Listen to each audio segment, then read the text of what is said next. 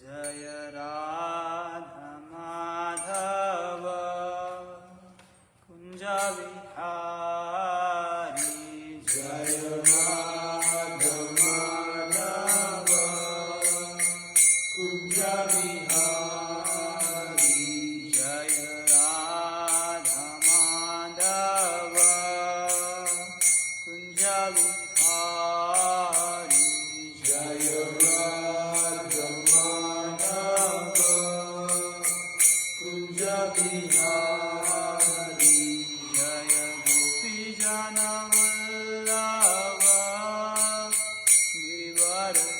Girivaradhari Jaya Gopi Jana Vallabha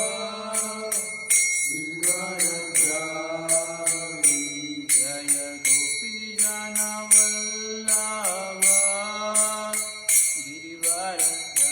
Girivaradhari Jaya Gopi Jana Vallabha Vivaradhari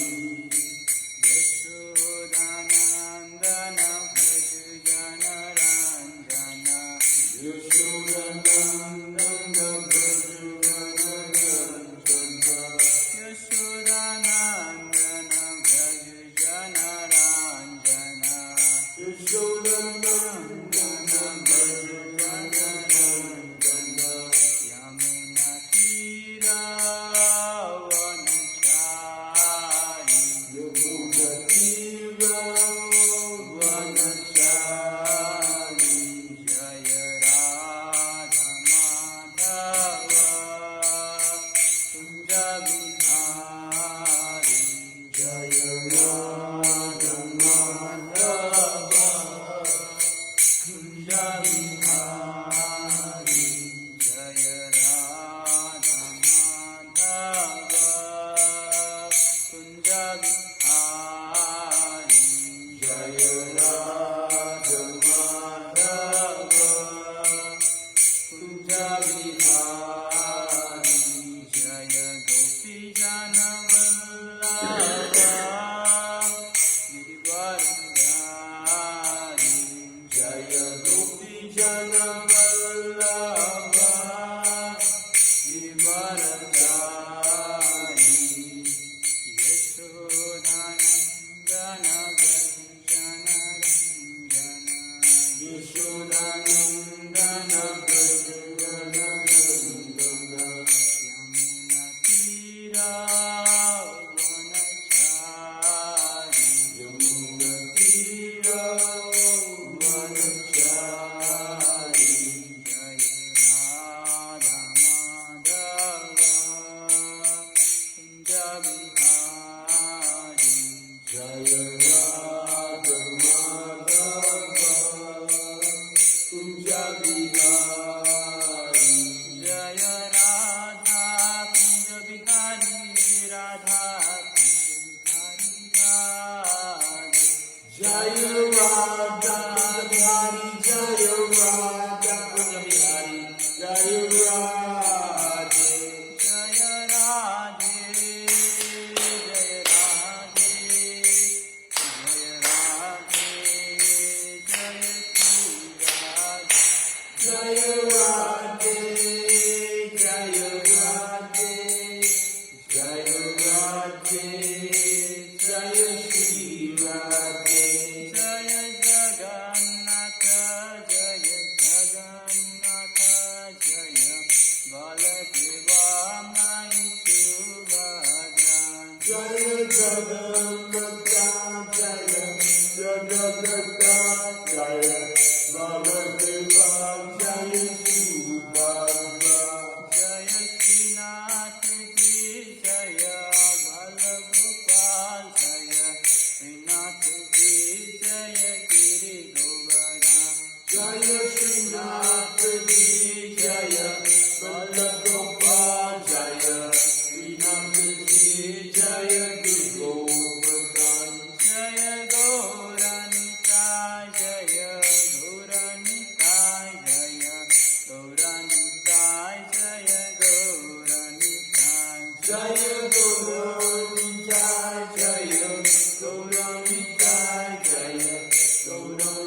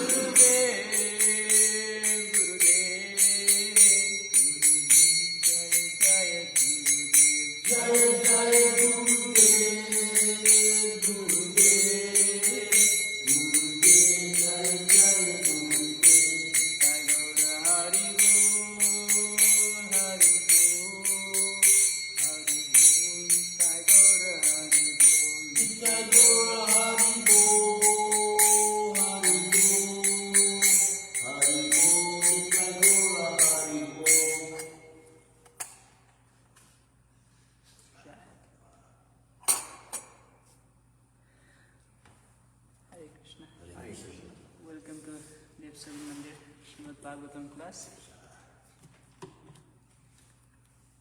Today we are reading from Canto 1, Chapter 5, Narada's instruction on Shrimadbhagavatam. Text 2.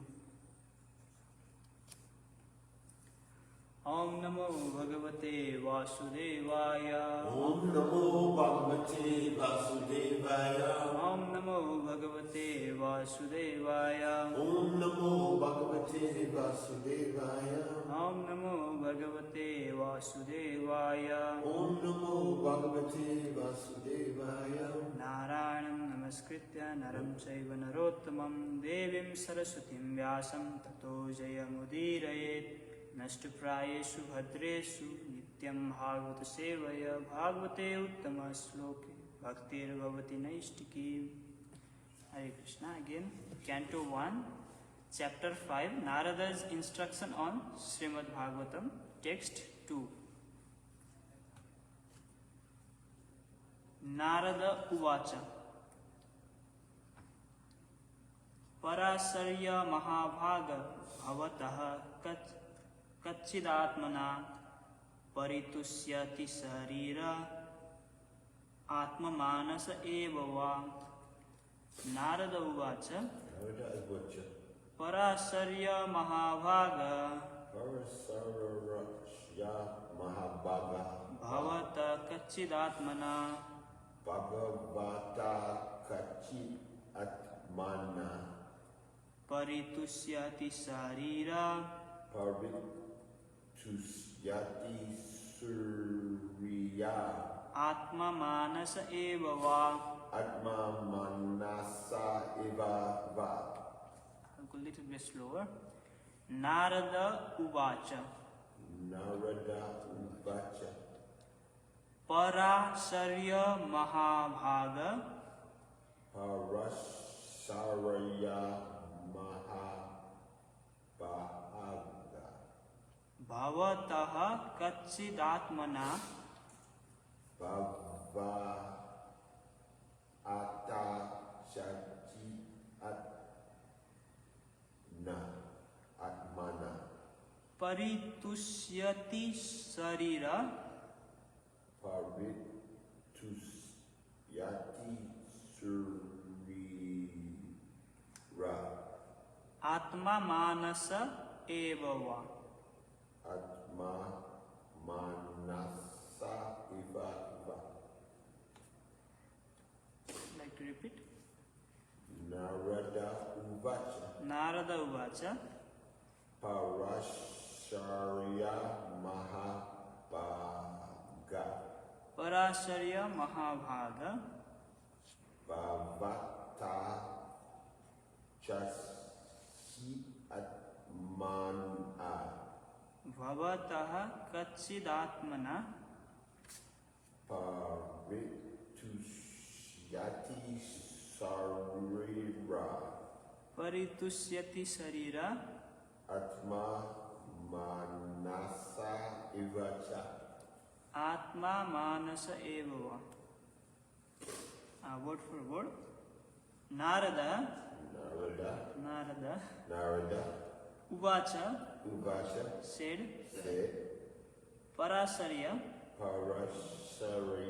O son of Parasara, O son of Parasara, Mahabhaga, Mahabhaga, the greatly fortunate, Bhavaha, Bhavataha, yours, your, Kachit, Kachit, if it is, Atmana, by the self-realization of, Paritusyati, does it satisfy, Sariraha, Sarira, identifying the body, Atma, self, Manasaha, Manasa, identifying the mind, Eva, certainly, Va, and Translation and purport by His Divine Grace A.C. Bhaktivedanta Swami Srila Prabhupada. Srila Prabhupada ki jai. Translation. Addressing Vyasadeva, the son of Parasara, Narada inquired, "Are you satisfied by identifying with the body or the mind as object of self-realization?" Repeat after me. Addressing Vyasadeva, the son of Parasara, Narada inquired, "Are you satisfied by identifying with the body or the mind as the objects of self-realization?" Purport. This was a hint by Narada to Vyasadeva regarding the cause of his despondency. Vyasadeva, as the descendant of Parasara, a greatly powerful sage, had the privilege of having a great parentage which should not have given Vyasadeva cause for despondency. Being a great son of a great father, he should not have identified the self with the body or the mind. Ordinary men with poor fund of knowledge can identify the body as well as self or the mind as self, but Vyasadeva should not have done so. One cannot be cheerful by nature unless one is factually seated in self-realization, which is transcendental to material body and mind. Jnanatimirandasya jnananjana shalakya chachurmilitamena tasmai Shri Gurave Namaha. Nishtam sthapitamena bhutale swayam rupa kadamyam dadati swapadantikam. Vandeham Shri Guru Shri Uttapadakam Vaishnavamsa Shri Rupam Sargajatam Sagana Raghunatham Vitam Tam Sajivam Sadvaitam Savadutam Parijana Saitam Krishna Chaitanya Devam Shri Radha Krishna Padam Sagana Layita Shri Visakam Vitamsa. He Krishna Karuna Sindhu Dina Bandhu Jagatpati Gopesha Gopika Kanta Radha Kanta Namaste Tapta Kanchana Gaurangi Radhe Vrindavani Shri Vishwanu Shute Devi Pranamami Hari Priye Vansha Kalpataru Vyasya Kripa Sindhu Devacha Patitanam Pavanebhyo Vaishnavebhyo Namo Namah. Namo Om Vishnu Padaya Krishna Prishtaya Bhutale Srimate Bhaktivedanta Swami Iti Namine Namaste Saraswate Deve Gauravani Pracharini Nirvishesha Shunyavadi Pashatyadeshatarini Jai Shri Krishna Chaitanya Prabhu Nityananda Sri Advaita Gadadhara Srivasadi Gaur Bhaktivinoda. Hare Krishna Krishna Krishna Hare Hare Hare Rama Rama Rama Hare Hare. Krishna, welcome everyone. So I'd like to start by paying my respectful obeisance to Radha Kunj Bihari, by whose mercy we are present here. And obeisance to Naranarayana Rishi and all the Vaishnava devotees by whose causeless mercy we have this opportunity to go back home, back to Godhead. Special gratitude to our Sri Vyasadeva, by whose mercy this Grantha Shrimadbhagavatam is available for us. And special gratitude to our Srila Prabhupada, by whose mercy we can read this Shrimadbhagavatam in our language which we are convenient in, English language.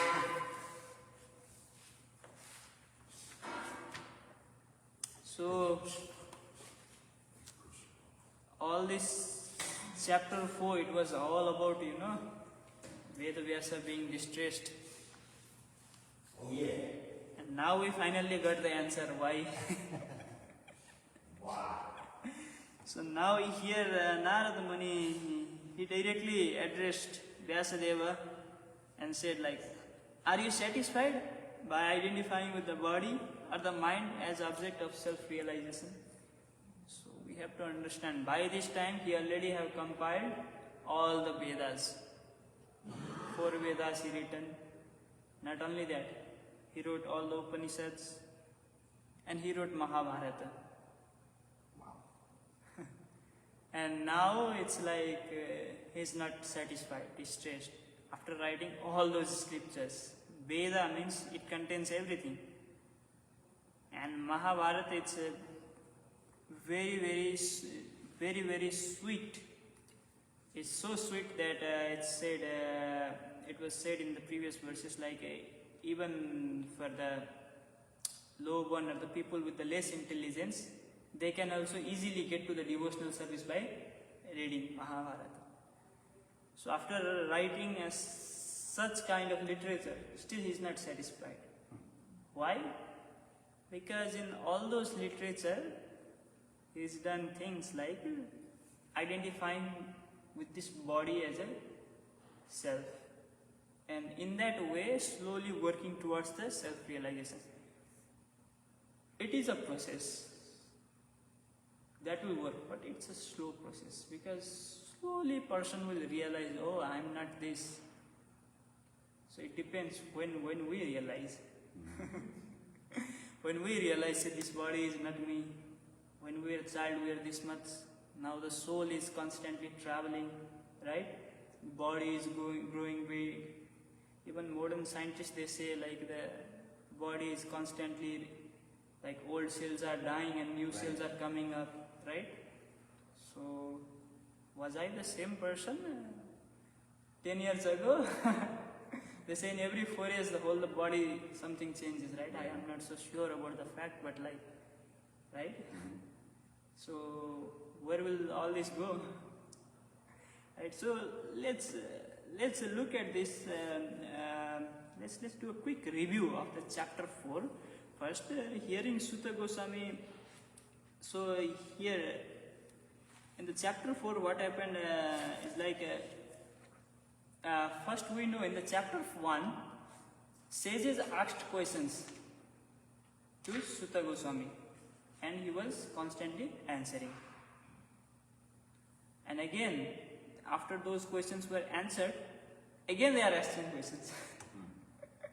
So here, Saunaka Uvasa, so here Saunaka Rishi is saying, O Sutta Goswami, you are the most fortunate and respected of all those who can speak and recite. Please relate the pious message of Shrimadbhagavatam, which was spoken by the great and powerful sage Sukadeva Goswami. Now he is saying directly, what is the message of Shrimadbhagavatam? Please speak. In what period, at what place was this first begin? And why was this taken up?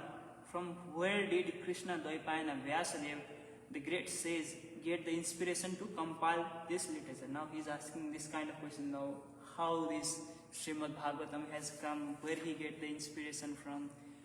And his Vyasadeva's son was a great devotee and equivalence monist. He's talking about Sukadeva Goswami, whose mind was always concentrated in monism. He was transcendental to mundane activities, but being unexposed, he appeared like an ignorant person. Because he was not known to people, right? He seemed like an ignorant person, but he is liberated. So while Sri Vyasadeva was following his son, beautiful young damsels who were bathing, so this was a story we covered, right? Now Vyasadeva, his Sukadeva Goswami was passing by and Vyasadeva was behind, and Sukadeva Goswami, he was naked, he was child, and he was passing, girls were bathing naked in the river, no problem. He just went. And then when Vyasadeva, he came, now they started covering their bodies, and he was asking why. Vyasadeva inquired, and then the girls said, because he made no distinction, girls and boys.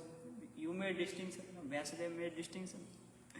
So that's how liberated was Sukadeva Goswami. So everyone knew, like he made no distinction. How was he, Sukadeva Goswami, recognized by the citizens when he entered the Hastinapura after wandering in the province of Kuru and Jangal, appeared like a madman? So he just appeared like a madman and wandered around. How was he recognized? So these kind of questions Saunaka Rishi is asking with Sutta Goswami. how did so happen that King Parikshit made this great sage, making it possible for the great transcendental essence of the Vedas? So, how King Parikshit came to know with the Sukadeva Goswami, and how this message is transferred, right? All these questions are being asked. He was accustomed to stay at the door. So now, how Sukadeva Goswami was, he will stay at a house only till the cow is milked. Why? Just to purify the house, and then he'll leave and go purify another house. So it is said Maharaj Parikshit is a great first class. So we hear about glories about Maharaj Parikshit, how he was, how he used to manage his kingdom, and how pious king he was. He had everything, great wealth, and he was doing everything nicely. And how he come to the place like now, he is abandoning food and water and coming to the place just to wanting to hear this message. So they are inquiring all these things. So he was such a great emperor that all his enemies would come and bow down at his feet and surrender all his will. Jai.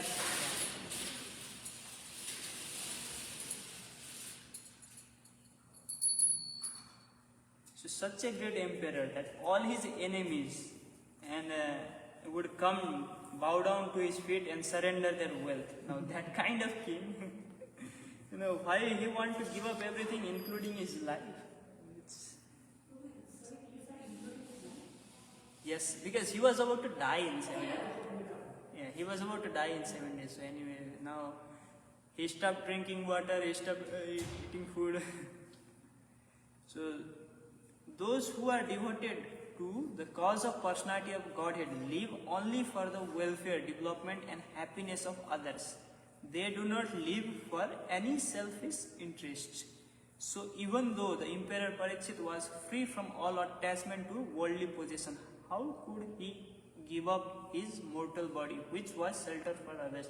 So we should know how the mode of a devotee should be. He should live the life for others, as a shelter for others. He should have this body for the shelter of others. So now that kind of emperor was Maharaj Parikshit. Now how could he give up his mortal body, which was shelter for all others in his kingdom?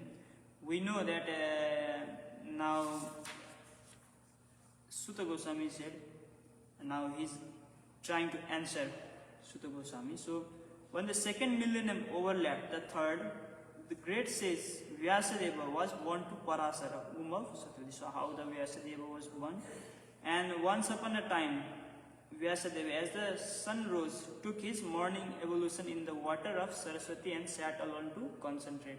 So now the story is starting to narrate. So all these questions Saunak Rishi asked, now he is starting a story. So in a story, what happens now? Once upon a time, Vyasadeva, he was, you might not know how they pay always evolution in the water. They carry the water, they dip half their body in the water and they carry the water in the hand and they give the evolution in the water. So that is how Vyasadeva was doing. And he sat alone to concentrate. And then the great sage Vyasadeva saw anomalies in the duties of the millennium. It's like change is not so good. People's intelligence were degrading, right? This happens due to the earth in different ages due to unseen forces in the course of time. So the great sage, who was fully equipped in knowledge, could see through his transcendental vision the deterioration of everything material due to the influence of the age. He could also see that the faithless people in general would be reduced in duration of life and would be impatient due to lack of goodness. Thus he contemplated for the welfare of men in all status and orders of life. So he kind of predicted like what will happen in the Kali Yuga. So people's intelligence are degrading. So now while the people's intelligence is degrading, because of that now the lifespan also is degrading. People are living short life. And he saw the sacrifices mentioned in the Vedas were means by which people's occupation could be purified, and to simply the process he divided one Veda into 4, and in order to expand them among men. So he saw this, now people are less intelligent, now he formed an idea. One Veda is too big, and there is to be system like oral recitation, and the disciple will pick it up and transfer to again disciple. Now he thought, no, this won't work because the intelligence is degrading. Now he so divided one Veda into 4, and then he gave now the 4 divisions of the original sources of knowledge were made separately, but the historical facts and the authentic stories mentioned in the Puranas are called the 5th Veda. So 4 Vedas and 5. So he made the 5 segments and gave it to 5 different rishis in turn, so that they will pass it on to the next generation in writing form. Because now he is starting to not trust the people's intelligence, right? After the Vedas were divided into 4 divisions, Paila Rishi became the professor of Rig Veda, Jaimini the professor of Sama Veda, and Vaisampayana alone became the glorified by the Yajur Veda. So different rishis now they took the duty of passing to other. The Sumantu Muni Angira, who was very devotedly engaged, was interested with Atharva Veda, and my father Romaharsana, so he is the father of Sutta Goswami. Romaharsana was interested with the Puranas and historical records. Now, all these learned scholars in turn rendered their interested Vedas into their many disciples, grand disciples, and thus the respective branches of the followers of the Veda came into being. So now, in order to preserve Vedas, all these things are being done. Thus the great sage Vyasadeva, who is very kind to ignorant masses, edited the Vedas so that they might be assimilated by less intellectual men. Out of compassion, the great sage thought it was wise that this would enable men to achieve the ultimate goal of life. Thus he compiled the great historical narration called Mahabharata for women laborers and friends of the twice born.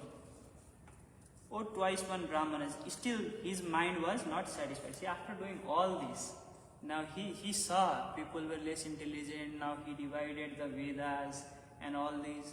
Now still he is not satisfied. Although he engaged himself in working for the total welfare of the people, he gave himself up in total welfare of people. That's how compassionate he was. He was compassionate. He was very compassionate. So thus the sage, being dissatisfied at the heart, at once began to reflect, this, and he's starting to say himself like, I have under strict disciplinary vows unpretensively worshipped the Vedas, the spiritual master and the altar of sacrifice. I have also avoided the rulings and have shown the import of disciplic succession through the explanation of Mahabharata, by which women, Sudras and others can see the path of religion. So all these things he is being doing, and he is still feeling insatisfied, and he is saying to himself, I am feeling incomplete, though I myself fully equipped with everything required by the Vedas. So he has complete knowledge. Nothing is lacking in him.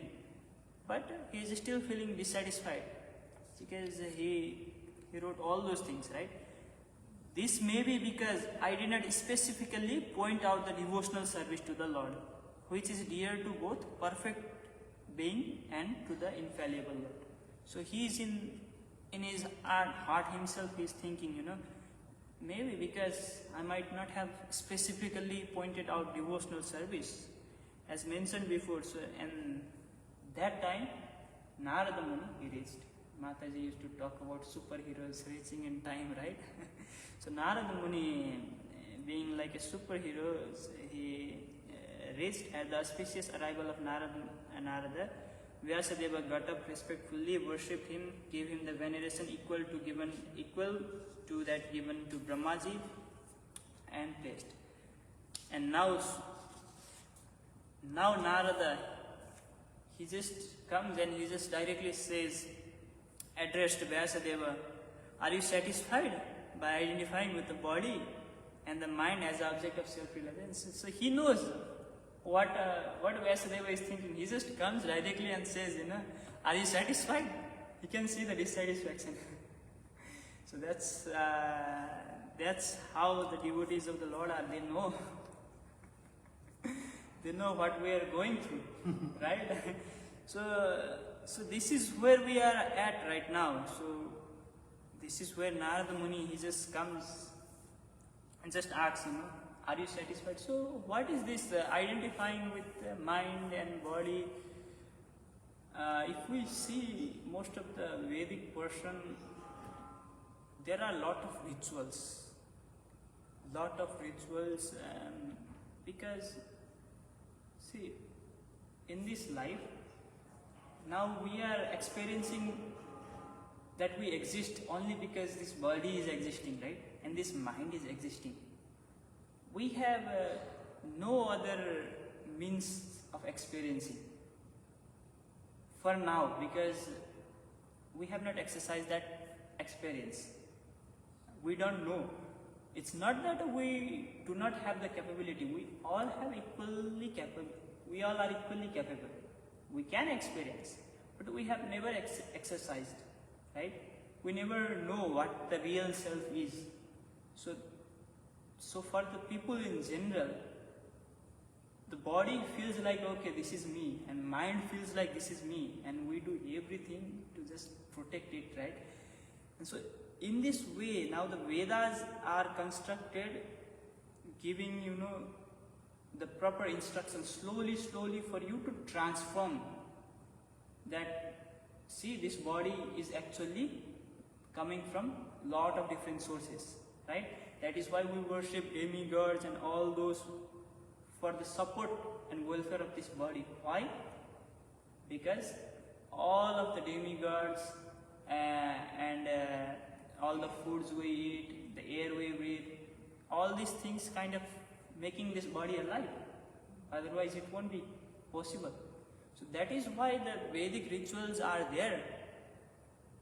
It is good that we perform because we owe this body, it's not ours. Yeah. We have taken it for a while. That we have to know, And slowly if we constantly do those Vedic rituals and Vedic processes, slowly we were supposed to realize, oh, this body is not mine. I have actually borrowed this with the help of demigods and all other elements in this world, right? So we are supposed to know this, and similarly the contents of the mind also, whatever we gather is all gathered by this body and all the senses, right? Most of the thing, all of the things. Whatever the mind has gathered. So we are not this body, we are not this mind. It's very, very clear, right? But it's clear, let's say, in the understanding, but still our body and our only way of experience is that, this body and this mind. So we have to slowly transform the experience. So Vedic way, Vedic method is there, but it is too slow and it is not direct. And Vedavyasa, he was telling like, maybe I did not address devotional service, right? He was telling, because what is devotional service is, now you directly skip all those steps, slowly realizing, just go directly and ask Krishna, okay, now show me, give me the experience, right? I know I'm not the body, I know I'm not the mind, now I want to work in such a way. Now Krishna, give me the experience. So this is where the devotional service comes into place. And this is the best, quickest path of self-realization. And this is why he was also satisfied, and he was thinking within himself, because I have not addressed devotional service. And Narada Muni also, he comes and he just, he's like kind of teasing him, are you satisfied? Just identifying with the body and the mind, because that will take a long time, because if you identify with that which is not true, right? Our self is not actually the body and the mind. If we identify, you will still make the wrong conclusions, right? So he's just directly teasing Vedavyasa, are you satisfied? He's not. He was not satisfied. He knows he was not satisfied. And now maybe we'll learn more. So this is what we are learning here as well. We are learning the devotional service. Because there are a lot of other processes by which we can slowly work on to self-realization. There are yogic processes, there are karma yoga, kriya yoga, there are a lot of processes, jnana yoga, right? But actually all those processes are there just to make us come to the process of devotional service. In Nectar of Devotion also it is written that kriya yoga is to be done, to prepare ourselves to come to the place where we can perform devotional service. So this is like, how do you say this? Sweetest nectar, let's say we want to get a mango fruit. We have to put a seed, we have to nurture it, and for a year or two it might not even bear a fruit, right? And after that, slowly it will bear, and then it will have to ripen, and then we can enjoy the fruit. But devotional service is like, everything has been done for us. We just have to take the fruit and enjoy it. It is that easy and that sweet. So this is the process where we are in. Just very simple. Simply Prabhupada made us easy. Let's chant 16 rounds. Hare Krishna, Krishna Krishna, Hare Hare, Hare Rama, Rama Rama, Hare Hare. Follow regulative principles, and we are done. And we perform the devotional service according to our capabilities, right? We try to engage all of our senses in devotional service 24 hours a day. So I hope everybody will take to this devotional service and progress day by day. And it's my wish and my blessing, like all of you become a pure devotee.